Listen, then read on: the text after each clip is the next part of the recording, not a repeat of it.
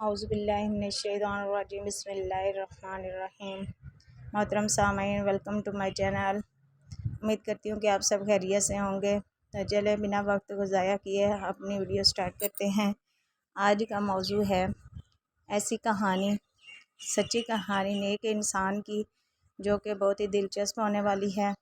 تو ویڈیو کو ضرور دیکھیں اور اپنے علم میں اضافہ فرمائیں، اور سب سے پہلے چینل کو سبسکرائب ضرور کریں۔ ہمارے شہر کا ایک شخص جب فوت ہوا تو اسے غسل دینے والے عالم نے دیکھا کہ اس کا دانہ کندھا ایسے تھا جیسے کسی نورانی شکل والے بزرگ کا چہرہ۔ قبر میں اتارتے وقت بھی عالم صاحب نے محسوس کیا کہ اس کے دانے کندھے میں سے روشنی پھوٹ رہی تھی۔ دفن کے بعد امام صاحب اس مردے کے گھر گئے اور گھر والوں کو ساری کیفیت بتا کر وجہ پوچھی تو ماں نے یہ واقعہ سنایا۔ میرا بیٹا جب کالج سے فارغ ہوا تو جلد ہی اسے ایک اچھی جگہ نوکری مل گئی اور ہمیں اس کی شادی کی فکر سننے لگی۔ اچھی نوکری ہونے کی بدولت اس کے لیے اچھا رشتہ ملنا کوئی مشکل نہیں تھا۔ ہماری پڑوس میں ایک دونوں پاؤں سے معذور لڑکی رہتی تھی جو ہمیشہ ہی ویل چیئر پر رہتی تھی اور بغیر سہارے کے کچھ نہ کر سکتی تھی۔ میرے بیٹے نے کہا، امی مجھے اسی لڑکی سے شادی کرنی ہے۔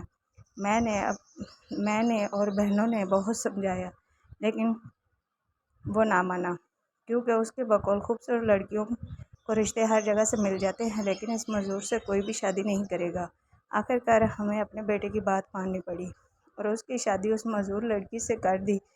وہ ہر روز اپنا ناشتہ خود بنا کر اور اپنی بیوی کو کھلا کر آفس جاتا اور واپس آ کر بھی خود ہی سب کچھ کرتا۔ اپنی بیوی کو باتھ روم وغیرہ لے کر جانے کے لیے وہ اسے اپنے دانے کندھے کا سہارا دیتا تھا، اور اسی لیے اس کا دانہ کندھا چمک رہا تھا، کیونکہ اس نے اپنی زندگی کی آسائش اپنی معذور بیوی کے نام کر دی تھی۔